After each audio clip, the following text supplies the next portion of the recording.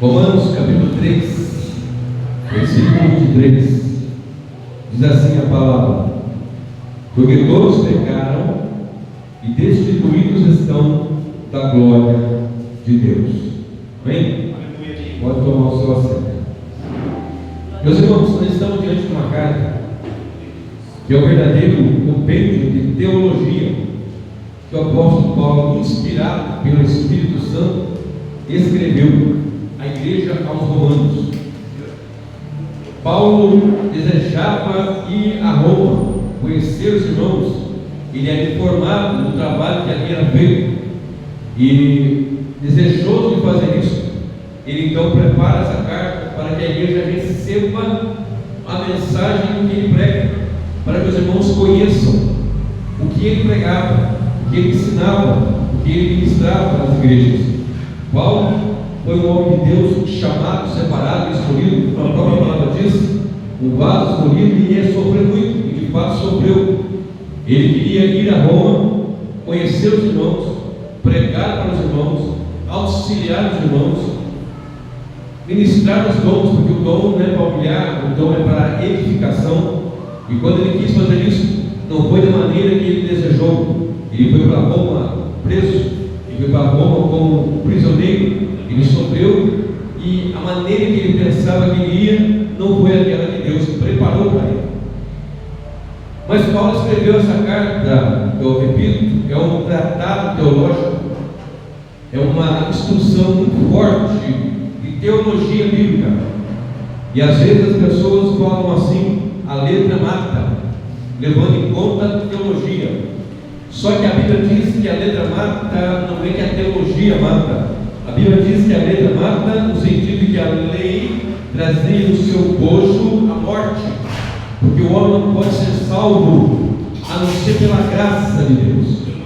Então, Paulo apresenta na carta, epístola aos Romanos, um tratado tão forte de teologia, e se você pegar as divisões dela, você vai entender o que Paulo está falando. Porque no começo ele dá instruções como era o Evangelho, o que ele fazia pelo Evangelho. E quando chega no capítulo 3, ele dá um retrato do ser humano, ele dá um retrato do homem, do pecador, daquele que está caído. No capítulo 3, a partir do versículo de número 10, ele começa a dizer o seguinte: como está escrito, não há um justo, nenhum sequer, não há ninguém que entenda, não há ninguém que busque a Deus, todos se extraviaram e injustamente se fizeram inúteis, não há quem faça o bem, não há um só justo, nem um só. A sua garganta é um sepulcro aberto, e a sua língua trata enganosamente, pessoa de asno está debaixo dos seus lábios, cuja boca está cheia de maldade e amargura. Paulo está dizendo aqui que o ser humano é totalmente corrupto. Paulo está dizendo que o ser humano é totalmente caído. Paulo está dizendo que o ser humano não busca a Deus, não há quem busque a Deus, não há quem queira a Deus.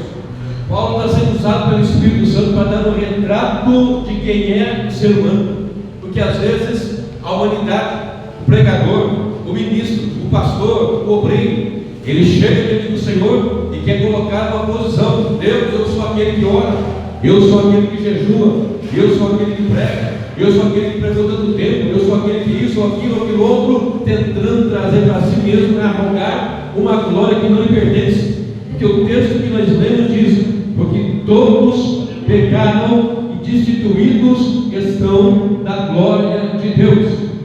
Não há alguém que possa dizer: eu sou um homem muito formado, tenho muitos diplomas, tenho teologia, tenho direito, tenho formação acadêmica das mais variadas áreas. É um pecador. Olha, eu sou uma pessoa boa, eu nunca maltratei animais, nunca maltratei minha família, nunca maltratei minha esposa, nunca enganei, nunca roubei, nunca fiz nada disso. Também é um pecador destituído da glória de Deus. Alguém que possa chegar e dizer: olha, mas vocês não conhecem a história, eu sou uma pessoa ilibada, uma pessoa boa, uma pessoa que cumpre com tudo que a lei no social me compete. Eu sou uma pessoa que não tenho dado problemas ao meu vizinho, eu não perturbo os pastores, eu não perturbo ninguém, eu sou uma boa pessoa. Então somente ele pode ser um bom pecador, mas também está destituído da glória de Deus. Não há alguém que possa dizer: eu posso por meus meios receber a glória de Deus. Não há alguém que possa dizer: eu posso por meus méritos estar diante da glória de Deus. Não há ninguém que possa arrogar, dizer que ele tem em si, tem em si próprio alguma coisa boa, porque nós somos pecadores. O texto diz: porque todos, e aqui todos são todos mesmos, porque todos pecaram. Agora, o peso em estar em pecado vem por causa do pecado de Adão. Romanos capítulo 5, no versículo 12, vai dizer que por um homem entrou o pecado no mundo, pelo pecado a morte passou a todos os homens, por isso todos pecaram. Mas alguém ainda pode dizer: olha, eu não estava no Éden quando Adão caiu. Mas o texto nos deixa bem claro que da mesma maneira que a semente de Abraão, que é Jesus, que estava nos lombos de Adão, antes da vinda dele, da sua primeira vinda, também a nossa semente estava nos lombos de Adão. Ele é de fato o primeiro dos homens, e que foi criado e que caiu, e ele é o cabeça federal da humanidade, e quando ele pega, toda a humanidade pega. E um dia de domingo, eu venho ministrar para a igreja que nós somos pecadores e que por conta disso fomos destituídos da glória de Deus. Paulo estava mandando uma carta através de Febe, uma diaconisa, muitos entendem que ele era uma diaconisa, levando essa carta, uma mulher que coisa tão importante de carta para Roma antes da sua chegada, pensando ele que ia chegar em bons termos, mas ele chegou como prisioneiro. E aquela carta era para dizer para a igreja como era a teologia que Paulo pregava. Por exemplo, suponhamos que eu morasse numa cidade distante e eu fosse um apóstolo e eu viesse pregar aqui na igreja. Antes, porém, dessa cidade, eu mandasse uma carta para que vocês soubessem qual é o tipo de mensagem que eu prego. Era isso que Paulo está dizendo. Paulo está mostrando: olha, a teologia que eu prego é essa, a mensagem que eu prego é essa. E ele não amaciava a mensagem. Paulo não amaciava naquilo que ia pregar, porque muitas vezes nós entramos na igreja, no templo, num lugar como este, e queremos ouvir coisas boas. É claro que nós gostamos de ouvir coisas boas. Quem não gosta de ouvir boas coisas, boas notícias? Mas na verdade o Evangelho é: nós somos pecadores e o pecador está destituído da glória de Deus. É isso que o texto nos deixa bem claro. E é pesado ouvir isso no dia de domingo, mas seja no domingo, numa quarta, numa sexta, numa cruzada evangelística, nós temos que saber que nós somos pecadores. E nós não somos pecadores porque pecamos, nós pecamos porque a nossa natureza é caída. Nós pecamos porque a nossa natureza ela é corrompida. Nós pecamos porque a nossa natureza não quer Deus. Olha o texto, verso de número 23, verso 10, do capítulo 3. Como está escrito: não há um justo, nenhum sequer, não há ninguém que entenda, não há ninguém que busque a Deus. Aí você pode olhar e dizer: pregador, mas eu estou buscando a Deus. Pregador, eu tenho buscado a face do Senhor. Você pode dizer: mas homem de Deus, eu tenho constantemente buscado a presença daquele que é Senhor, que é Rei dos Reis, Todo-Poderoso. E como que você vai dizer que não há quem busque a Deus? Volte comigo um pouquinho a página, no capítulo 2 de Romanos, no versículo número 4, diz assim, Romanos 3, 4: e tu, ó homem, que julga o que faz tais coisas, cuidais que fazendo as coisas escaparás do juízo de Deus? Ou desprezas tu as riquezas da sua benignidade e paciência e longanimidade, ignorando que a benignidade de Deus te leva ao arrependimento? O que está ensinando aqui? Está dizendo que por mais que nós sejamos pecadores, não vamos gloriar, porque nós buscamos a Deus, porque a bondade dele, a benignidade dele é que nos faz chegar a Ele. Nós desejamos a Ele porque Ele nos quer, ou seja, nós o amamos porque Ele nos amou primeiro. É isso que o texto bíblico nos diz. Nós só queremos Deus porque Ele nos quis primeiro, porque nós estávamos mortos em ofensas e pecados. Efésios 2, versículo 1: vocês e nós todos estamos mortos em ofensas e pecados, mas o texto diz: e vos vivificou, estando nós mortos em ofensas e pecados. Ora, mesmo morto em ofensa e pecado, Deus nos amou primeiro, e porque nos amou primeiro, diz o texto sagrado, nós nos amamos, e porque nós o amamos, a graça se manifesta por causa desse amor. Então nós queremos Deus, mas todos pecaram, estão destituídos da glória de Deus.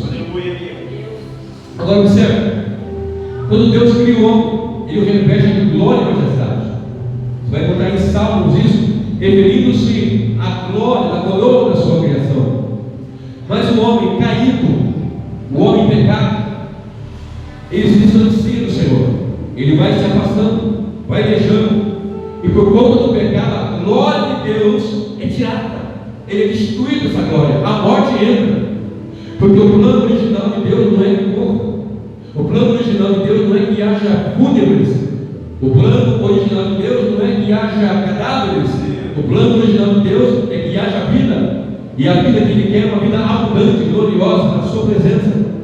O plano original de Deus não é que haja lástima, tristeza, angústia, dor, pranto, choro, doença, enfermidade, morte, não, o plano de Deus não é isso. Mas o pecado entrou, e Deus não tem um plano B, Deus só tem um plano. Alguém que diga, ora, Deus criou o homem, o homem pegou, e Deus então pensou no plano B, não negativo. Deus sempre teve só um plano, e o plano de Deus é salvar pecadores através do sangue precioso de Jesus. Então, quando eu olho para o livro de Romanos, quando eu me deparo com esse texto, todos pecaram. Então eu tenho que ver-me como pecador, que por conta do pecado que entrou a morte, eu fiquei destituído da glória de Deus. Agora imagina o homem, a semelhança para a glória de Deus, ser destituído disso. É algo pesado. E talvez você e eu não valorizemos aquilo que Cristo fez na cruz do Calvário. Mas ao passo que eu vou mandar essa mensagem, eu não vou me demorar, eu vou ser rápido, vou ser breve. Você vai entender e vai dar valor à preciosidade daquilo que Cristo fez na cruz do Calvário.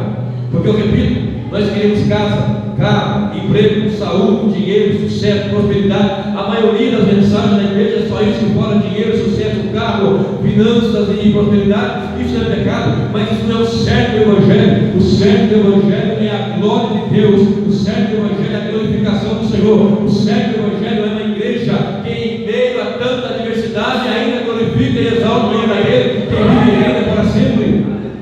Mas para fazer isso tem que entender qual é a mensagem do Evangelho. E qual é a mensagem do Evangelho? A mensagem do Evangelho é que o Deus irado enviou seu Filho justo para morrer por filhos pecadores, destituídos da sua glória. A mensagem do Evangelho não é outra senão que um Pai irado contra o pecado, e é claro, contra o pecador, porque só há pecador porque há pecado, e o pecado está no pecador. E a Bíblia nos informa em Salmo 5, versículo 5, que ele não pode suportar a impureza nem o pecado por conta da imundícia, mas Deus, em sua graça, o seu plano A, porque não tem outro plano, ele enviou o seu Filho unigênito para que todo aquele que nele crê não pereça, mas tenha a vida eterna. Sem a glória o homem vai perecer, sem a presença dele o homem vai perecer, porque está destituído da glória de Deus por causa do pecado, por causa da corrupção, por causa da imundícia. O homem está caído. Porém, o texto diz: todos pecaram e agora estão destituídos, tirados dessa glória. Observe comigo o que diz em Romanos ainda, capítulo 1, versículo 16 e 17, perdão. Porque não me envergonho do Evangelho de Jesus Cristo, pois é o poder de Deus para a salvação de todo aquele que crê, primeiro do judeu e também do grego. Porque nele, ou seja, no Evangelho, se descobre a justiça de Deus de fé em fé, como está escrito: mas o justo viverá a fé. Mas eu digo com vocês agora há pouco, versículo 10, que não há um justo. Como então eu estou dizendo que o justo viverá a fé, se não há um justo? A Bíblia nos informa, a palavra nos concede graça, ela nos dá total e poderosa atenção para essa questão. Eu quero que você veja comigo no Salmo número 103 e o versículo 10. Salmo número 103, versículo 10, que diz assim: não nos tratou segundo os nossos pecados, nem nos recompensou segundo as nossas iniquidades. Preste bem atenção. Ele não nos tratou segundo os nossos pecados, nem nos recompensou segundo as nossas iniquidades. Imagine se Deus fosse me tratar segundo as minhas iniquidades, os meus pecados, os seus pecados e as suas iniquidades. Onde nós estaríamos numa hora dessa? Mas Deus enviou o seu Filho unigênito para que todo aquele que nele crê não pereça, ou seja, não fique sem a glória, não fique distante da glória. É por causa da obra na cruz do Calvário, é porque Cristo veio morrer na cruz por perdido pecador, é por essa obra que nós estamos aqui e podemos cultuá-lo neste domingo. Não é porque somos bons, nem bonitos, nem formosos, nada disso. É pela graça, pela bondade, pela misericórdia do Senhor, que não deixou que a glória dele ficasse distante, mas enviou o seu Filho e não nos tratou segundo os nossos pecados. Aleluia. A Bíblia nos informa diversas passagens. Eu disse que vou ser rápido, o tempo permite eu correr aqui, mas em 2 Coríntios 5, 21 diz que ele foi aquele que recebeu em si nossos pecados, ele levou nossas iniquidades, ele foi pesado por nossos pecados. E também diz em Romanos 5, verso 8, que ele se entregou por nossos pecados, foi levado por nossos pecados, mas ressuscitou para a nossa justificação. Aí nós olhamos de novo para esse capítulo 3, versículo 23, que diz: e foram destituídos da glória de Deus. Se o ser humano é a coroa da sua glória, e por causa do pecado a glória é tirada, como ele não fechar essa conta? Como que vamos resolver isso para nós vivermos diante de Deus? Se não justo, não há quem busque a Deus, todos pecaram. Como é que nós vamos resolver essa situação? Olhando para a cruz, olhando para Jesus, olhando para o autor e consumador da nossa fé, clamando a Ele dia e noite, porque Ele é aquele que perdoa os nossos pecados, que enche nossa boca de bem, de maneira que nossa mocidade se renova como a da águia, porque nós olhamos para Ele e recorremos a Ele, porque todos somos pecadores. E o meu destino e o seu destino é o eterno fogo que não se apaga. O meu destino e o seu destino: mas eu não fiz isso, não interessa. Se você não crê em Jesus Cristo, se você não responde a Ele como Senhor da sua vida, você vai partir para a eternidade sem Cristo, vai partir para o lado que arde com fogo e enxofre e que não apaga. Mas nós estamos debaixo da graça dele. Ele vai restituir a glória a todo aquele que crê em Jesus Cristo, é restituir a glória de Deus a todo aquele que clama a Ele, porque está escrito na sua palavra que todo aquele que crê vai receber vida e vida abundante. Agora observe, vem comigo agora, para eu já ir fechando aqui. Eu disse que não vou demorar. Em João capítulo 17, Evangelho de João. Evangelho de João, capítulo 17, versículo de número, glória a Deus, 22 até o 24. Eu te aconselho a ler todo esse texto em casa depois, todo esse capítulo, mas somente 22, 23, 24, porque o tempo não permite. E diz assim o texto. Eu vou ler o 21 também. Para que todos sejam um, como tu, ó Pai, és em mim, e eu em ti, eu também, que também eles sejam um em nós, para que o mundo creia que tu me enviaste. E eu dei-lhes a glória. Eu vou repetir. E eu dei-lhes a glória. Eu vou falar de novo. E eu dei-lhes a glória que a mim me deste, para que sejam um como nós somos um. todos pecaram e instituídos estão na glória de Deus. Mas Cristo veio, e o texto diz: e eu dei-lhes a glória que a mim me deste, para que sejam um como nós somos um. Eu neles e tu em mim, para que eles sejam perfeitos em unidade, e para que o mundo conheça que tu me enviaste a mim, e que os tens amados, e a eles como me tens amado a mim, Pai, aqueles que me deste. Quero que onde eu estiver, também eles estejam comigo, para que vejam a minha glória que me deste, porque tu me amaste antes da fundação do mundo. Cristo Jesus restaura a glória perdida por causa do pecado. Olha para cá. Cristo Jesus restaura a glória caída por causa do pecado, por causa do seu sangue. Ele diz: Pai, a glória que me deste eu reparto com eles, eu compartilho com eles, e onde eu estiver eu quero que eles estejam, para que vejam a minha glória.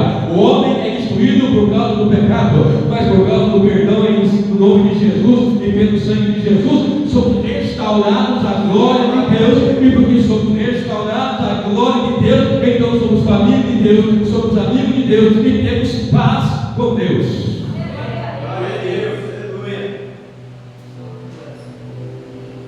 Pregador, eu não entendo uma mensagem dessa. Eu queria aquela mensagem de fogo, aquela que pula, aquela que rodopia.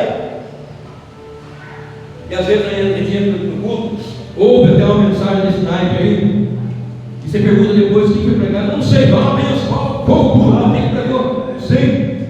Mas qual a mensagem de hoje? A mensagem de hoje é: Jesus restaura a glória do perdido pecador. Por que você está aqui hoje? Porque Jesus foi até a cruz morrer para restaurar a glória do perdido pecador. Por que eu posso dizer que eu sou salvo? Eu sou salvo porque Ele foi até a cruz morrer por mim, em meu lugar, para restaurar a glória que havia se perdido. Porque você pode dizer que você é a igreja de Cristo, porque Ele foi até a cruz morrer para restaurar a glória que havia se perdido. Aleluia. E entender e aprender e valorizar isso que Ele faz por nós, valorizar a obra que Ele fez e que Ele faz por nós.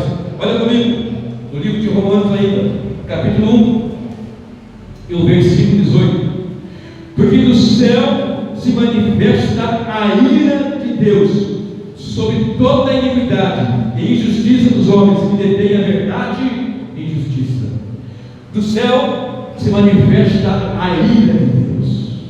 Irmãos queridos, em muitos lugares não é ensinado, em muitos púlpitos não é falado. É um tema que é abandonado em muitos púlpitos, que é o tema da ira de Deus. Mas Deus não é amor, exatamente isso. Mas na mesma medida Ele também é justiça. Deus é um Deus que se ira, não como nós nos iramos, porque nós iramos de uma forma caída e pecadora. Deus tem uma ira santa de fato. Ele é irado contra o pecador e contra o pecado. Observe isso. E quando você lê esse texto, a ira de Deus se manifesta no céu. De onde vem a ira de Deus? Do céu. Contra a impiedade, contra o pecador. Agora observe, o pecador está destituído da glória de Deus. E se a glória de Deus não está ali, a ira de Deus está ali. E se a ira de Deus está ali, como é que a gente resolve isso?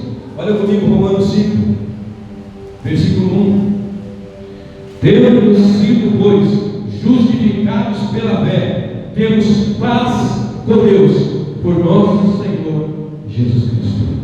Agora temos paz com Deus, por causa da fé em Jesus Cristo. Deus é um Deus que a sua ira se manifesta, mas também no céu se manifesta a graça. A ira manifesta no céu, mas a graça se manifesta também no céu. A graça de Deus se é manifestado, trazendo salvação a todos os homens. Tito, capítulo 2, versículo 11. A graça de Deus se manifestou e alcançou-nos e nos restabeleceu a glória de Deus. Aleluia. E por isso nós podemos dizer: nós somos salvos. Eu vou fechar agora lendo um texto que é muito citado, muito lido, porém pouco compreendido. Está aqui no livro de Ageu, capítulo 2, versículo 9. E aqui eu vou fechar. Ageu, capítulo 2, versículo 9. Todo o contexto que vocês conhecem é pregado diuturnamente, constantemente. A glória desta última casa será maior que a da primeira.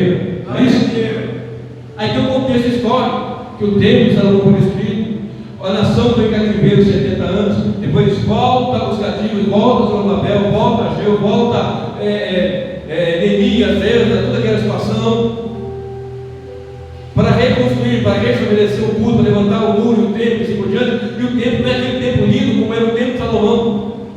Então, os que viram aquele templo na sua primeira glória ficam desapontados. Os que viram, o que não viu ficou alegre, mas aqueles que viram primeiro, não, mas está bom demais, não está ruim, outra é melhor. Aí vem o profeta dizendo: a glória desta última casa será maior que a da primeira. Aí nós usamos isso para a restituição do casamento, da família, do emprego, da saúde e assim por diante. Mas o texto, no seu contexto, está dizendo o seguinte: a glória desta última casa será maior que a da primeira, diz o Senhor dos Exércitos, e neste lugar darei a paz, diz o Senhor dos Exércitos. A glória não está na formosura das pedras que eram colocadas, porque depois Herodes reformou o templo e ficou tão lindo quanto o primeiro.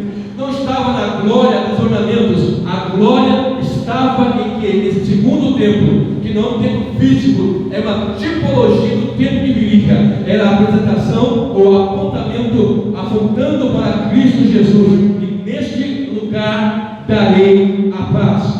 Jesus é levado ao templo, e quando o servo de Deus recebe ali o menino, joga a criança, ele louva ao Senhor, porque ele entrou no templo. Mas muito mais do que isso, ele disse: destruam este templo e em 3 dias eu levanto. Era disso que ele estava falando, e eu vou dar-lhes a paz. Olha aqui: e neste lugar darei a paz. Isaías 9 o chama de príncipe da paz. Por que eu posso ter paz? Porque ele restabeleceu a glória de Deus através do seu precioso de Jesus. Eu te convido a ficar em pé nesse instante. Eu te convido a ficar em pé nesse momento, com licença do ministério, para eu fazer uma oração. Eu disse que não ia me demorar, e assim estou cumprindo. Qual é o tema da mensagem? A restituição da glória de Deus. Todos somos pecadores, ninguém merece, mas Jesus veio para que a ira de Deus não te alcance. A ira de Deus, ela cai em 2 lugares: no lago que arde com fogo e enxofre. Quem não estiver com Cristo, a ira de Deus vai cair sobre ele no lago que arde com fogo e enxofre, e o fogo não se apaga, o bicho não morre. E o segundo lugar que a ira de Deus cai é na cruz do Calvário. Presta bem atenção no que eu estou dizendo. Se você está em Cristo, você passou pela cruz. E se você passou pela cruz, a ira de Deus já caiu sobre ele, porque o castigo que nos traz a paz estava sobre ele. Entendeu?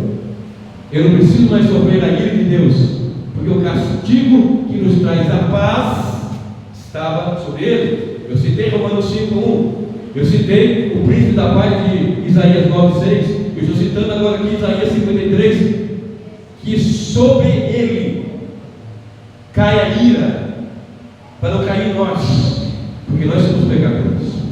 E agora não sei eu, que cremos em Jesus, nós somos restabelecidos à glória de Deus.